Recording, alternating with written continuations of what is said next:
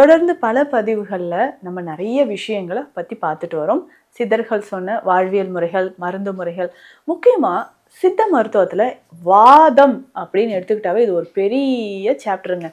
வாதம் 80 வகையான வாதம் சொல்றாங்க. இந்த வாதத்தை குறைப்பதற்கு நம்ம என்னென்ன வழிமுறைகள் எடுத்துக்கலாம்? வாதம் உடலில் அதிகமானால் உங்க உடல்ல என்ன? நான் நிறைய பதிவுகள்ல நான் சொல்லியிருக்கேன்.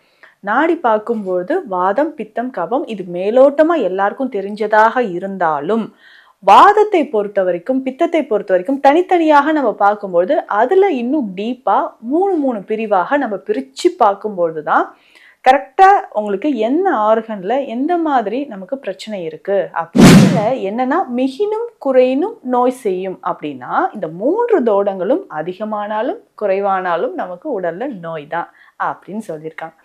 அப்போ இந்த வாதத்தை பொறுத்த வரைக்கும் அதிகமாச்சுன்னா உடல்ல என்னென்ன சிம்டம்ஸ் உங்களுக்கு தெரியும்? வாத தேகம், வாத உடல்ல இருக்கிறவங்களுக்கு இலக்கணம் அப்படின்னு ஒண்ணு சொல்லியிருக்காங்க. இதெல்லாம் இருந்தா வாத உடல் அப்படின்னு நம்ம தெரிஞ்சுக்கலாம். எல்லாருக்குமே புரியுற மாதிரி தெரிஞ்சுக்கணும். வாத நோய் ஒருத்தருக்கு வருது, வாதம் அதிகமாகுது அப்படின்னு சொன்னா அதை குறைப்பதற்கான வழிமுறைகள் சித்தர்கள் ரொம்ப அழகாக சொல்லியிருக்காங்க. ஆண்களுக்கும் சரி பெண்களுக்கும் சரி அந்த நாடி நடைய வச்சு உங்களுடைய சிம்டம்ஸ் அறிகுறியை வச்சு நம்ம தெரிஞ்சுக்கலாம். எக்ஸ்ரேலாம் நம்ம பார்க்குறோம். அப்போ பார்த்தீங்கன்னா ஆஸ்டியோஃபைட் சேஞ்சஸ் நல்லாவே தெரியும். இன்னும் ஒரு சிலருக்கு லெகமன்ஸ் ரொம்ப வீக்கா இருக்கு அப்படின்னு சொல்லுவாங்க. சைனோவியல் ஃப்ளூயிட் ரொம்ப குறைவா இருக்கு. இது எல்லாமே நம்ம உடல்ல நடக்கக்கூடியது தான். அப்போ வாதத்தை குறைக்க ரொம்ப சிம்பிளான விஷயங்கள் நான் சொல்றேன். அந்த உடல் வலிமையா இருக்கிறதுக்கு ஒரு உணவு முறை, ஒரு சூப் வகையும் நான் சொல்றேங்க. அதை நீங்க எடுத்துக்கும் பொழுது வாதம் உடல்ல இருந்து கடகடகடன் குறைந்து ஆக்டிவா நீங்க எழுந்து ஓட ஆரம்பிச்சிடலாம். Welcome to Nitya's Varam, where ancient Siddha tradition meets modern healing. Experience the difference. வரம் நேயர்களுக்கு வணக்கம். நான் டாக்டர் நித்யா, சித்தா பிசிஷியன். தொடர்ந்து பல பதிவுகளில் நம்ம நிறைய விஷயங்களை பற்றி பார்த்துட்டு வரோம். சித்தர்கள் சொன்ன வாழ்வியல் முறைகள், மருந்து முறைகள், முக்கியமாக சித்த மருத்துவத்தில் வாதம் அப்படின்னு எடுத்துக்கிட்டாவே இது ஒரு பெரிய சாப்டருங்க. வாதம் 80 வகையான வாதம் சொல்கிறாங்க. இந்த வாதத்தை குறைப்பதற்கு நம்ம என்னென்ன வழிமுறைகள் எடுத்துக்கலாம்? வாதம் உடலில் அதிகமானால் உங்க உடல்ல என்ன நடக்கும் இது நம்ம தெரிஞ்சுக்கலாம். ஸோ முதல்ல அந்த வாத நாடி தன் நிலையில் இருந்து மாறி அதிகரித்து நமக்கு தெரியும். ஸோ நான் நிறைய பதிவுகள்ல நான் சொல்லியிருக்கேன். நாடி பார்க்கும்போது வாதம், பித்தம், கபம் இது மேலோட்டமா எல்லாருக்கும் தெரிஞ்சதாக இருந்தாலும் வாதத்தை பொறுத்த வரைக்கும், பித்தத்தை பொறுத்த வரைக்கும் தனித்தனியாக நம்ம பார்க்கும்போது அதுல இன்னும் டீப்பா 3 பிரிவாக நம்ம பிரிச்சு பார்க்கும்போது தான் கரெக்டா உங்களுக்கு என்ன ஆர்கன்ல எந்த மாதிரி நமக்கு பிரச்சனை இருக்கு அப்படின்னு தெரியும். ஸோ இது அதிகமானாலோ குறைவானாலோ நமக்கு பிரச்சனை தான். அதாவது மிகினும் குறையினும் நோய் செய்யும் நூலோர் வள்ளி முதலா எண்ணிய 3 அப்படின்னு திருவள்ளுவர் அழகா நமக்கு திருக்குறள்ல சொல்லியிருக்கார். இதுல என்னன்னா மிகினும் குறையினும் நோய் செய்யும் அப்படின்னா இந்த 3 தோடங்களும் அதிகமானாலும் குறைவானாலும் நமக்கு உடல்ல நோய் தான் அப்படின்னு சொல்லியிருக்காங்க. அப்போ இந்த வாதத்தை பொறுத்த வரைக்கும் அதிகமாச்சுன்னா உடல்ல என்னென்ன சிம்டம்ஸ் உங்களுக்கு தெரியும்? வாத தேகம், வாத உடல்ல இருக்கிறவங்களுக்கு இலக்கணம் அப்படின்னு ஒண்ணு சொல்லியிருக்காங்க. இதெல்லாம் இருந்தா வாத உடல் அப்படின்னு நம்ம தெரிஞ்சுக்கலாம். எல்லாருக்குமே புரியுற மாதிரி தெரிஞ்சுக்கணும் அப்படின்னா வாத உடல் இருந்தா ஒரு ட்ரைனஸ், வறண்ட தன்மை நமக்கு தெரியும். வாதத்தோட வாழிடம் அப்படின்னு பார்த்தோம்னா உடல்ல இருக்கக்கூடிய மூட்டுக்கள், எல்லா மூட்டுக்கள்லையுமே வாதம் இருக்கும். மூட்டுக்கள் சுற்றி இருக்கக்கூடிய தசைகளில் வாதம் சேர்ந்திருக்கும். 10 வகையான வாயுக்கள் உடல்ல இருக்குங்க. இந்த 10 வகையான வாயுக்களும் கருவாக நம்ம ஒரு செல்லா நம்ம உருவாகிறோம் பார்த்தீங்களா, அதுல இருந்து நம்ம இருக்கும்போது உடல்ல இருந்து உயிர் வெளியேறுது, உச்சந்தலை வழியாக தான் வெளியேறுது. அது வரைக்கும் இருக்கக்கூடிய எல்லா செயல்களுக்குமே இந்த தச வாயுக்களோட இயக்கம் ரொம்ப முக்கியம். நம்ம சாப்பிட்றது, உணவை மென்று விழுங்கிறது, உணவு செரிமானம், யூரின் மோஷன் நம்ம பாஸ் பண்ணுறது, எல்லாத்துக்குமே வாதத்தோட ஆதிக்கம் ரொம்ப முக்கியம். நம்மளோட ஒரு இயக்கம், பேசுகிறோம், கையாட்டி பேசிட்டு இருக்கிறது, இல்லை எழுதுறது, எல்லாமே வாதத்தோட ஆதிக்கம் தான். அப்போது வாதம் குறைஞ்சிருச்சுன்னா இதில் ஒன்றா நமக்கு பிரச்சனை வர ஆரம்பிக்குது. வாதம் அதிகமாச்சினாலும் பிரச்சனை வர ஆரம்பிக்குது. அதிகமான வாதம் மூட்டுக்கள்ல சேர்ந்தாலோ தசைகள்ல சேர்ந்தாலோ, தசை பிடிப்பு வருதுங்க, காலையில் பார்த்தோம்னா ஷோல்டர் ஜாயிண்ட்டில் பெயின் இருக்குது, அதுக்கப்புறம் முதுகில் வலி இருக்குது, காலில் வலி இருக்குது, நேற்று முதுகில் வலி இருந்துச்சு, இப்போ கால் மூட்டில் வலி இருக்குது, இப்போ திரும்பவும் பேக் பெயின் வருது. இந்த மாதிரி மாறி மாறி எனக்கு பெயின் இருக்கேன்னு ஒரு டைப் சொல்லுவாங்க. இது ஓடுவாதம்னு சொல்கிறோம். சிலருக்கு என்னென்னா உடல் முழுவதும் வலியாக இருக்குது.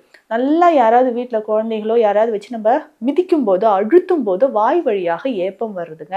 இப்போ பாருங்களேன், கையில் நான் நல்லா அழுத்துறேன், வாயில் அந்த காற்று வெளியேறுது, ஏப்பம் வருது அப்படின்னு சொல்றாங்க இல்லையா. இந்த மாதிரி வாதம் அதிகரித்து இருக்கும். சிலருக்கு வயிறு உப்புசமா இருக்கிறது, பல்கி யூட்ரஸ் ப்ராப்ளம் வருது, எல்லாமே காற்று உள்ள சேர்றதுனால வரக்கூடியதுதான். காலையில எந்திரிச்சோடனே உடல் முழுவதும் ஒரு ஸ்டிஃப்னஸ். இதுல முக்கியமா பார்த்தோம்னா இந்த ரொமட்டாய்டு ஆர்த்ரைட்டிஸ் அப்படின்னு சொல்றோம் இல்லைங்களா. ஸோ இந்த முடக்குவாதம் அப்படின்னு நம்ம சொல்றது, இதுல உடலோட இயக்கம் முழுவதுமே முடங்கி போகுது. அப்போ நம்ம கை விரல்கள்ல இருக்கக்கூடிய சின்ன சின்ன ஜாயின்ஸ்ல கூட நமக்கு வாதம் அதிகமாகி விரல்களை மடக்க முடியாம எந்த வேலையும் செய்ய முடியாமல் நமக்கு இருக்கிறது வாத அதிகரித்ததோட உச்சகட்டம்னு சொல்லலாம். இதுல முக்கியமாக நீ ஜாயிண்ட்ல ஆஸ்டியோஆர்த்ரைட்டிஸ் இருக்கிறது, இந்த மாதிரி அழல் கீழ்வாயு அப்படின்னு சொல்றது, தண்டகவாதம், சகனவாதம், இது எல்லாமே வாதத்தோட அறிகுறிகள் தான். நடுக்குவாதம், இந்த பார்க்கின்சன் டிசீஸ்லாம் சொல்றோம் இல்லைங்களா, இது. அப்போ இந்த மாதிரி நமக்கு லம்பார் ஸ்பான்லோசிஸ், செர்விக்கல் ஸ்பான்லோசிஸ் எல்லாமே வாதத்தில் நம்ம சொல்லக்கூடிய விஷயம். வாத நோய் ஒருத்தருக்கு வருது, வாதம் அதிகமாகுது அப்படின்னு சொன்னால் அதை குறைப்பதற்கான வழிமுறைகள் சித்தர்கள் ரொம்ப அழகாக சொல்லியிருக்காங்க. ஆண்களுக்கும் சரி பெண்களுக்கும் சரி அந்த நாடி நடைய வச்சு உங்களுடைய சிம்டம்ஸ் அறிகுறியை வச்சு நம்ம தெரிஞ்சுக்கலாம். எக்ஸ்ரேலாம் நம்ம பார்க்குறோம். அப்போ பார்த்தீங்கன்னா ஆஸ்டியோஃபைட் சேஞ்சஸ் நல்லாவே தெரியும். இன்னும் ஒரு சிலருக்கு லெகமன்ஸ் ரொம்ப வீக்காக இருக்குது அப்படின்னு சொல்லுவாங்க. சைனோவியல் ஃப்ளூயிட் ரொம்ப குறைவாக இருக்குது. இது எல்லாமே நம்ம உடலில் நடக்கக்கூடியது தான். அப்போ வாதத்தை குறைக்க ரொம்ப ரொம்ப சிம்பிளான விஷயங்கள் நான் சொல்கிறேன். அந்த உடல் வலிமையாக இருக்கிறதுக்கு ஒரு உணவு முறை, ஒரு சூப் வகையும் நான் சொல்கிறேங்க. அதை நீங்கள் எடுத்துக்கும் பொழுது வாதம் உடல்லேருந்து கடகடகடன் குறைந்து ஆக்டிவாக நீங்கள் எழுந்து ஓட ஆரம்பிச்சிடலாம். சரிங்களா. அது வயதிற்கு ஏற்ற மாதிரி ஒரு 60 வயதுக்கு மேலேனா வாதம் ரொம்ப பெண்களை போட்டு பாடா படுத்துதுன்னே சொல்லலாம். இடுப்பு வலியிலிருந்து காலே பார்த்தீங்கன்னா ஷேப் மாறின மாதிரி இருக்கும், லேட்ரல் சைடில் பெண்டாக இருக்கிற மாதிரி இருக்கும். அப்போ நடக்கும்போது தள்ளாடி ஆடி ஆடி நடக்கிறது, மூட்டில் அதிகமான வீக்கம், இன்ஃப்ளமேஷன், இது எல்லாமே நமக்கு தெரியுது.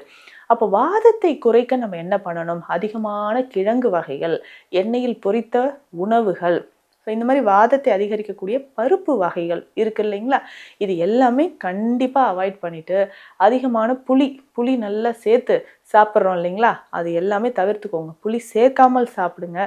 இந்த மாதிரி உணவு முறைகள் தான் நம்ம ஃபாலோ பண்ணணும். வாதத்தை குறைக்க நம்ம ஸ்பைசஸ், நம்மளுடைய மசாலா பொருட்களை சேர்க்கக்கூடிய சுருள் பட்டை சேர்க்கலாம். சுக்கு ரொம்ப முக்கியமானது, வாதத்தை குறைக்கக்கூடியது சுக்கு. இஞ்சியும் நீங்கள் சேர்த்துக்கலாம். பூண்டு, சின்ன வெங்காயம், இது எல்லாமே நமக்கு வாதத்தை குறைக்கும். முக்கியமாக மஞ்சள். ஸோ அதுக்கு தான் நம்ம சொல்கிறது, மரமஞ்சள் குடிநீராக எடுக்கும்பொழுது, கஷாயமாக எடுக்கும்பொழுது மூட்டுக்களில் இருக்கக்கூடிய அந்த வலி நமக்கு நல்லா குறைய ஆரம்பிக்கும். ஸோ மூட்டுக்களில் இருக்கக்கூடிய வலி நமக்கு குறைய குறைய வாதமும் குறைஞ்சிக்கிட்டே வரும். ஸோ அதுக்கு தான் சொல்கிறாங்க 6 மாதத்துக்கு ஒரு முறை வேதி மருந்து எடுத்துக்கோங்க. மலச்சிக்கல் இருந்தால் வாதம் குறையவே குறையாது. மூட்டு வலி இருக்க தைலம் தேய்ச்சிக்கிட்டே இருக்கீங்க, எத்தனை வருஷத்துக்கு தைலம் தேய்ப்பீங்க? உடலில் இருக்கக்கூடிய வாதம் குறையணும், மலச்சிக்கல் குறைஞ்சா மட்டும்தான் உங்களுக்கு மூட்டு வலி குறையும். அதையும் மைண்டில் வச்சுக்கோங்க. இதில் முக்கியமான ஒரு சூப் வகை நான் ஒன்று சொல்கிறேன், அதையும் நீங்கள் ஃபாலோ பண்ணிக்கோங்க. இந்த சிறுதானிய வகைகளில் நமக்கு நல்லாவே தெரியும் குதிரைவாலி. குதிரைவாலி மூட்டுக்களுக்கு ரொம்ப ரொம்ப ரொம்ப நல்லது. பனி வரகு, இது ரெண்டுமே எடுத்துக்கோங்க. சம அளவு எடுத்து ஊற வச்சுட்டு இதனோட நீங்கள் வெஜிடபிள்ஸ் என்னெல்லாம் ஆட் பண்ணுறீங்களோ ஆட் பண்ணிக்கலாம். ஸோ வெஜிடபிள்ஸ், ஸோ காய்கறி வகைகளை இதனோட சேர்த்துட்டு இதில் மறக்காமல் ஒரு 1/2 ஸ்பூன் அளவுக்கு அஸ்வகந்தா பொடி இதில் சேர்த்து மிக்ஸ் பண்ணி இதை சூப் மாதிரி ரெடி பண்ணிக்கோங்க. இதனோட நீங்கள் முருங்கைக்கீரை போடலாம், முடக்கருத்தான் கீரை போடலாம். இதனுடைய நம்ம முடவன் ஆட்டுக்கால் கிழங்கு இருக்குது பார்த்தீங்களா, அந்த பொடியை நீங்கள் போடலாம். ஒரு 1/4 டீஸ்பூனோ 1/2 டீஸ்பூனோ போட்டுட்டு இந்த சூப் நம்ம குடிச்சிக்கிட்டே வரலாம். டெய்லி காலையிலையோ ஈவினிங் டைம்லையோ நம்ம குடிக்கலாம். இந்த மாதிரி குடிக்கும்பொழுது உடலுக்கு ஆரோக்கியத்தை தரும், வாதத்தை குறைக்கும். இஞ்சி தேனூரல் பயன்படுத்த பழகிக்கோங்க. இஞ்சி தேனூரல் எடுக்கும்பொழுதும் வாதம் நமக்கு நல்லாவே குறைய ஆரம்பிக்கும். ஸோ வாதம் அப்படின்னு சொல்கிறது மிகப்பெரிய ஒரு சப்ஜெக்ட்ங்க. உங்களுக்கு வாதம் சம்மந்தப்பட்டு வலிகள் இருந்து ஏதாவது சந்தேகங்கள் இருந்தாலும் கமெண்ட்டில் சொல்லுங்கள், அதையும் நான் வீடியோவாக கொடுக்குறேன். ஸோ உங்களுக்கு இதனால் வலிகள் ஏற்பட்டு சித்த மருத்துவ ஆலோசனைகள் தேவைப்பட்டாலும் ஸ்க்ரீனில் இருக்கிற நம்பருக்கு கால் பண்ணுங்கள். நன்றி. Welcome to Nitya's Varam, where ancient Siddha tradition meets modern healing. Experience the difference.